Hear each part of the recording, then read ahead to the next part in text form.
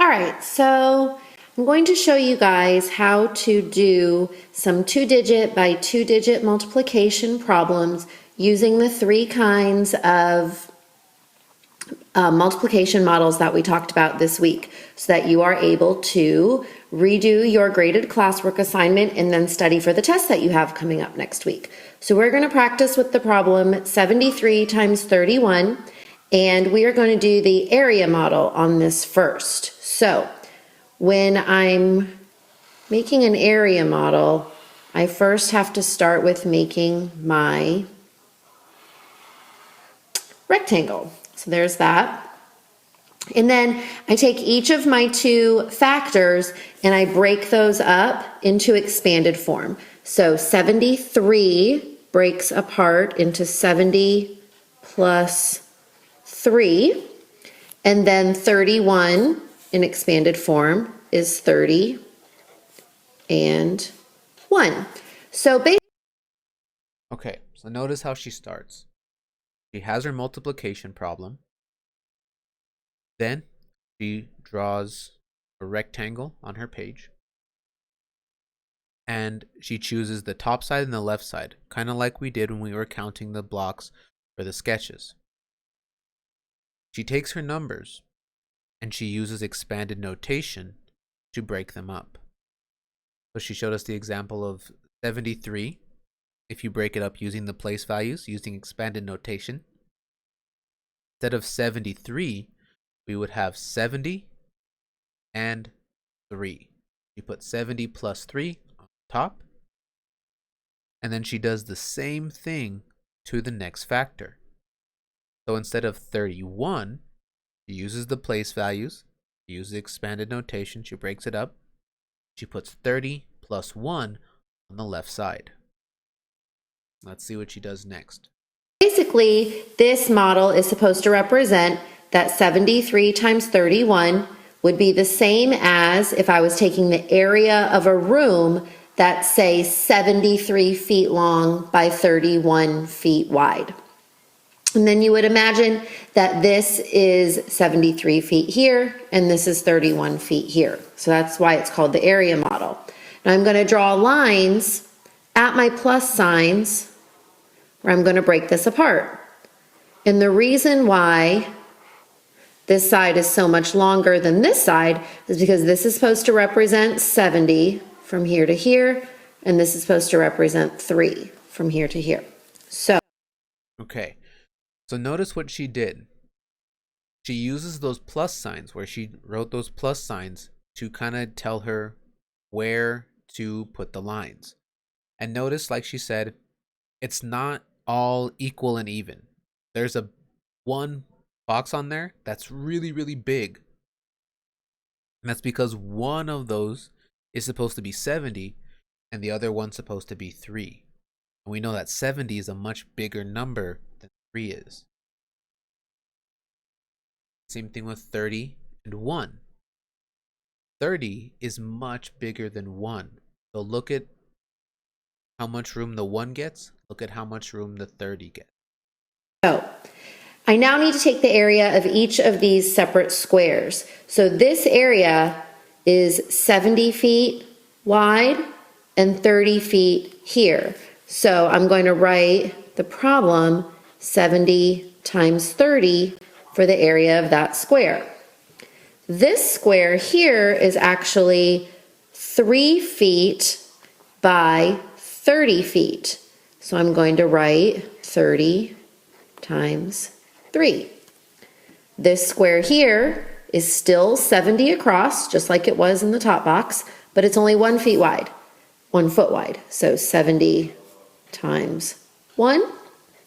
And here is going to be 3 feet and 1 foot. So now I have my 4 areas.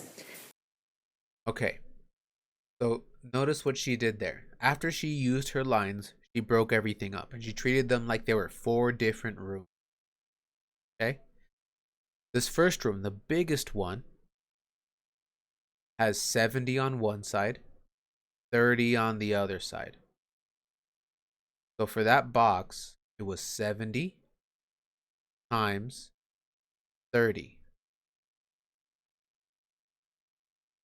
this room isn't 70 anymore. If I look on this side, it's only 3. So instead of 70 times 30, because 30 is still on this side, it's 30 times 3, because that's the new number for this side. Then she did the bottom ones. We have 70 at the top on this side. And then instead of 30 now, we have 1 on the side. So it's 70 times 1. And in the last room, this last box, the smallest one, we have 3 on the top side. We have 1 on the left side, so it's 3 times 1. So each room has a smaller multiplication problem in it. The way this method works is by breaking up those big multiplication problems into a few smaller ones that are simpler and easier to work with. Now I just need to solve all 4 of my areas, and those are like having partial products. So I've got 70 by 30. I can use patterns to say 7 times 3 is 21, and 1, 2 zeros. So she did something that we've talked about before. When you multiply numbers like 70 and 30, remember, if they have trailing zeros, they have zeros at the end, and you're multiplying, you can get rid of the zeros and add them back after you multiply. So with 70 and 30, she noticed that 70 has a 0, 30 has a 0. So she got rid of the zeros. You get rid of the 0 from 70, you have 7. You get rid of the 0 from 30, you have 3. So she said, okay, 7 times 3 is 21. But just because we got rid of those zeros earlier, it doesn't mean that they're gone forever. They have to come back. We can't just like throw them in the trash and forget about them. So since we took 1 0 from 70 and 1 0 from 30, she needs to put 2 zeros back at the end of her number. So instead of just 21, we get 2,100. This one, again, my patterns tell me that I can go 3 times 3, it's a basic fact, 9, and then 1 0. So there, she doesn't have 70 anymore. She just has 30 with a 0. So she can only ignore or take away 1 0. Take away the 0 from the 30, you get 3. 3 times 3 equals 9. But again, because we ignored or we got rid of that 0 earlier, doesn't mean we can just leave it and forget about it. We have to put it back in our answer. So instead of just 9, when we put that 0 back at the end, we get 90. Here, 70 times 1, that's easy. The identity property, anything times. Okay, this one wasn't too bad. She could have still used that same strategy. 70 does have a 0 at the end of it. She could have gotten rid of it.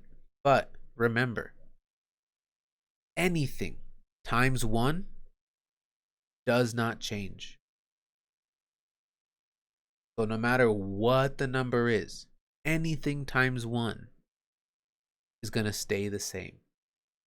So 70 times 1 is 70 because it's not going to change. 5 times 1 is going to be 5 because it's not going to change. So since it was times 1, she didn't even have to worry about her zeros. She just knows that 70 times 1 is 70. Times 1 is itself, and 3 times 1 here. Easy. We have the same thing happening here. 3 times 1, anything times 1 stays the same. So 3, stay. Now all that I have left to do is add my partial products together. Now this part should seem familiar from when we were using the sketches. Just like with the sketches, we would count our hundreds, we would count our tens, we'd count our ones, and at the end, all we had to do was add the numbers together. So this time, all she's doing is adding the answers to her multiplication problems together. 2,100, the 90, the 70, and the 3. Now this is where you really have to be careful, because if you made a mistake with aligning your numbers and you add the wrong numbers, even though you may have gotten a lot of the multiplication correct, you're going to get the answer wrong. So what she's doing here, I told you all before, I really don't like it. I don't think it's a good idea. If you have more than 2 numbers, like here we'd have 4, 1, 2, 3, 4 numbers. Don't add them all together at once. Don't do it. It makes your problem harder for you. It makes it so you have a lot more chances or times or places where you can make mistakes. And it gives you a lot more to worry about. So don't do it. What I would do is just add 2 numbers, and then add the next number, and then add the last number, and you're done. And when you're only adding 2 numbers, it's a lot simpler for you. There's a lot less chances for you to make mistakes. Just like if you don't know your facts, or you're not being careful and thinking about your facts, even though you may have the area problem right, you could have one of your partial products wrong and you end up getting the whole problem wrong as well. So double check yourself and keep on practicing your facts so that you don't get problems wrong that you should get correct. So in my ones, I have 3. In my tens, I have 9 plus 7, 16. Carry the 1. And 1 plus 1 is 2. Bring down my comma, and I have a 2. So my area model for 73 times 31 is 2,263. Okay. Like I said, we're going to practice doing some of these problems. So this is the page you're looking for. Okay, week 3, multiplication, 2-digit times 2-digit, part 2.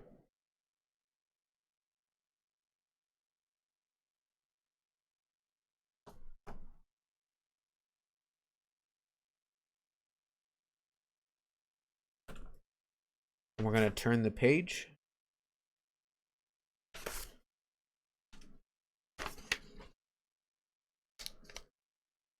We're going to turn to find this page here. It says multiplication 1a. Or actually, is that the page? Hold on. Yeah, okay.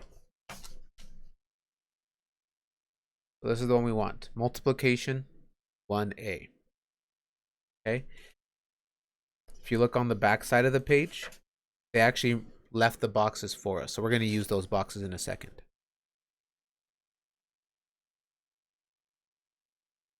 I want you to look at our problems.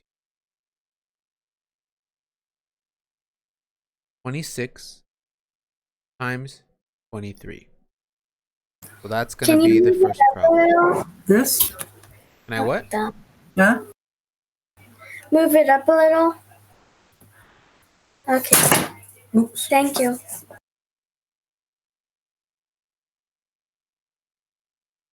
So we're looking, this is the first problem we're going to do. 26 times 23.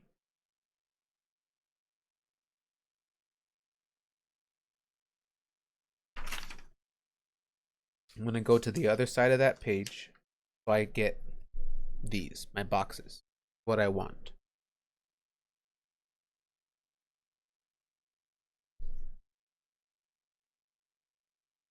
Now I can draw these rectangles myself, but again, if they're going to do some of the work for me, then that's fantastic. I don't have to draw the boxes myself. So let's look at the top of this box. Our first number was 26. If I wanted to break up the number 26, how would I do it? If I broke up 26, what parts would I have? Jadine? You would have 20 and then you would have 6. Okay, so I'd have 20 plus 6. Okay. So on the top side, I'm going to write 20. On the big side, 6. On the smaller side, 20 plus 6. All right. My other number was, let me double check, 23. So if I was going to break up 23, what parts would I end up with if I broke up the number 23? Kylie? You'd have 20 and 3. 20 and 3. I'm going to put 20 plus 3.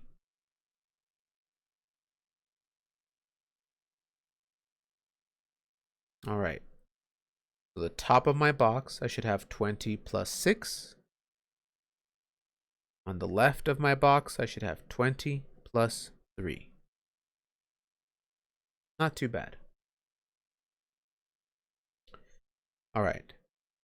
Now, just like she did in the video, I'm going to take a look at each of these 4 smaller rectangles or 4 smaller rooms, the way that she explained it.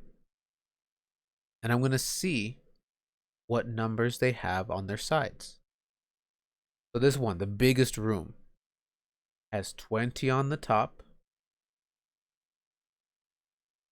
times 20 on its side.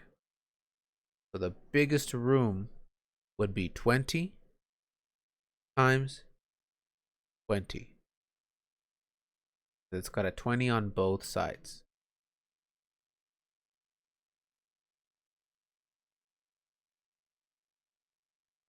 This room doesn't have the 20 on top anymore. Now it has a 6 on the top. But it's still got a 20 on the side. So this one would be 20 times 6.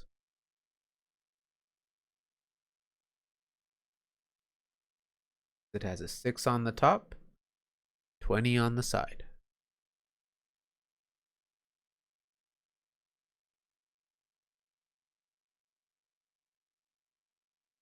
All right, now moving to the bottom part. This rectangle got a 20 on the top, 20, times, and on the side it has 3. So 20 times 3.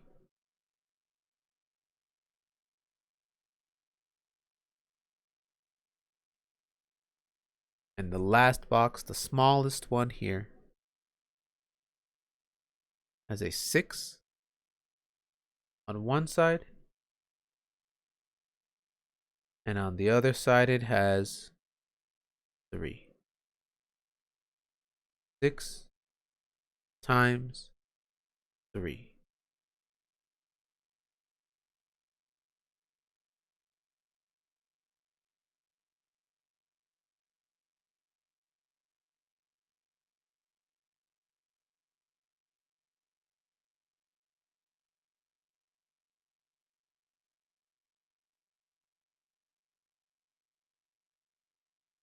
Not so bad so far.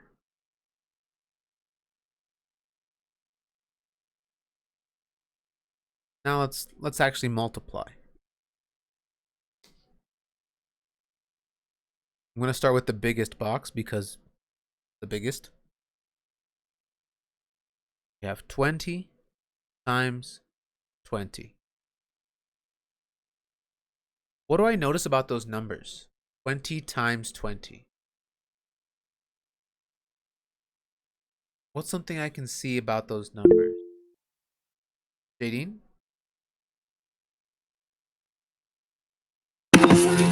It's multiplying the same number. It is multiplying the same number. But we talked about something when we were watching the video. What's something we can do to those numbers that's going to make my multiplication a little bit simpler to do?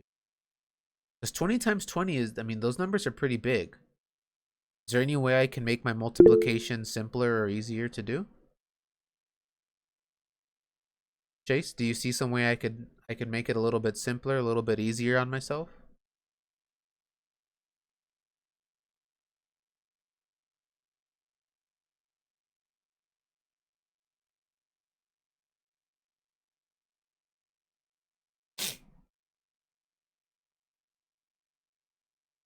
I could take away the zeros.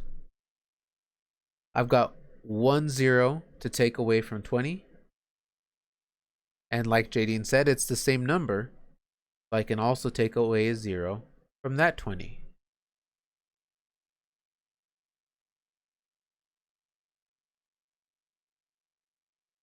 If I take away a 0 from the 20, what number is left? What would 20 be without the 0? Christopher?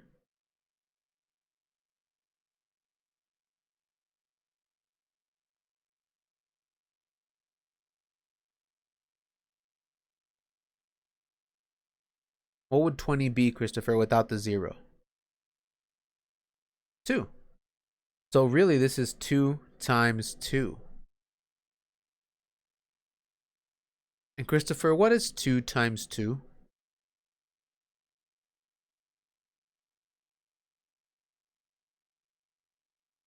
4. Okay. Now I have to remember, when I'm doing math, and I take away these zeros, are they gone forever? They're never coming back? I can just throw them in the trash, get rid of them, forget about them? What do I have to do? Violet?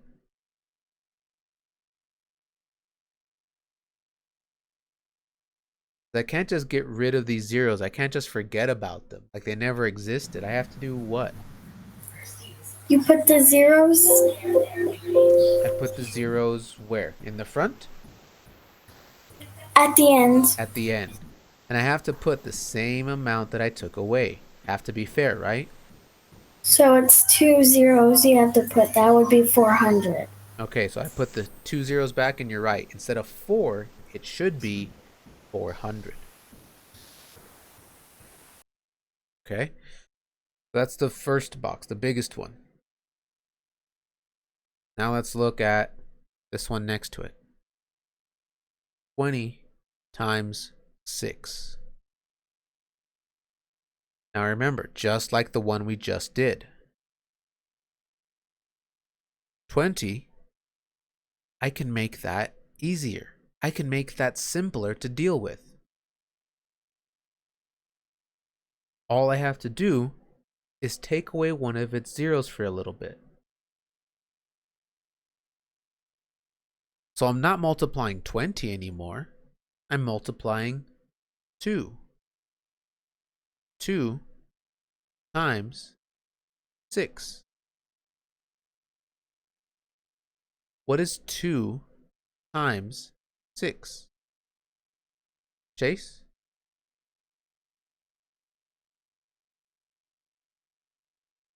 $12. But like Violet said, I cannot just forget about the zeros and throw them away and never put them back. I have to put them at the end, and I have to put the same amount of zeros that I took away earlier. So I only took away 1 0 from the 20, which means I put 1 0 at the end.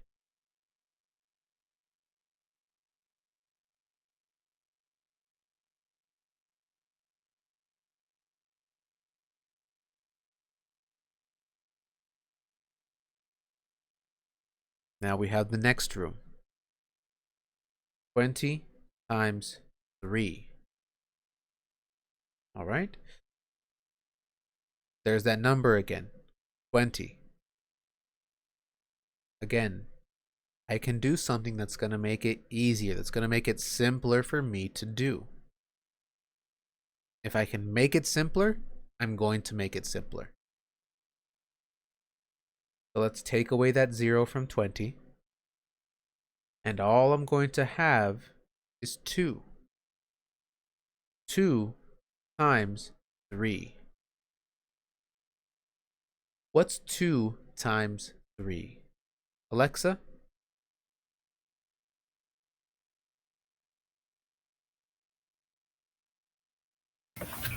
6. 6. Okay, so we get 6, right? Now again, just like the other ones, if I took away some zeros, I cannot throw them in the trash and forget about them and they're gone forever and ever. I have to put them back at the end, and I have to put back the same number I took away. So if I took away 1 0 from the 20, I'm going to put 1 0 back. So instead of just being 6, it is 60. What's up, JD? Sorry, didn't mean to do that. Well, help me out with the next one, JD. The last box, the last room. I don't have any zeros I can take away, so I just have to try this. 6 times 3. 6 times. Oh, it's 18. 18. Very good. And since I didn't take away any zeros, I don't have to add any zeros to it either. So we have 400, 120, 60, 18.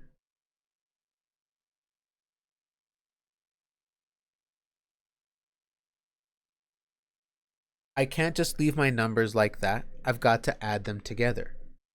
Now in the video, she went ahead and she added all of her numbers all at once. Like I've told you before, I don't like that.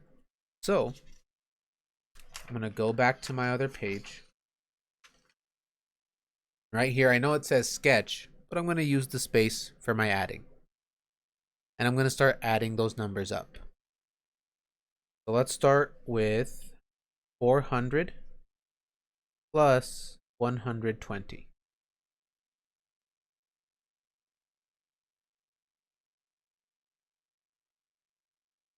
Zero plus 0 equals what?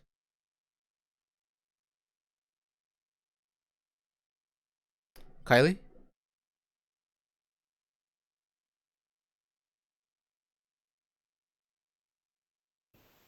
0.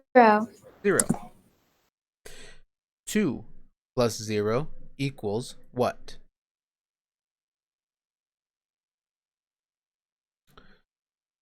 Nakai?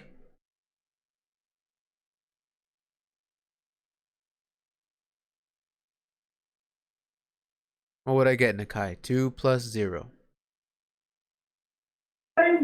2. 2. And 4 plus 1. What would I get? Noah? 5. 5. Okay. So I added 400, added 120. Now let's add the next number, 60.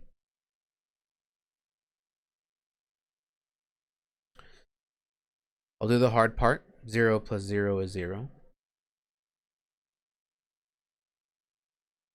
2 plus 6. What is 2 plus 6? Kylie?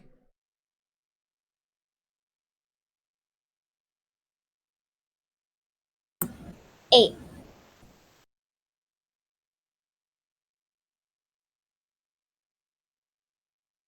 2 plus 6 is 8. And then 5 plus nothing would just be 5. And we've got one last number to add, 18.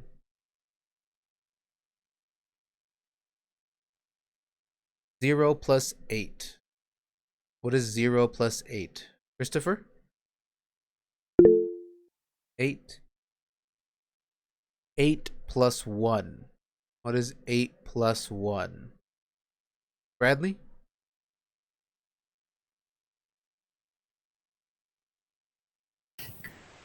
9. 9. And 5 plus nothing would just be 5.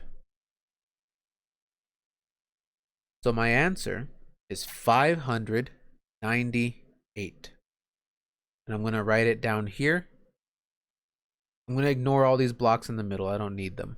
I'm just going to write my number down here in these empty spaces at the bottom. So 598. And since I didn't go into the thousands, I'm going to leave the thousands alone.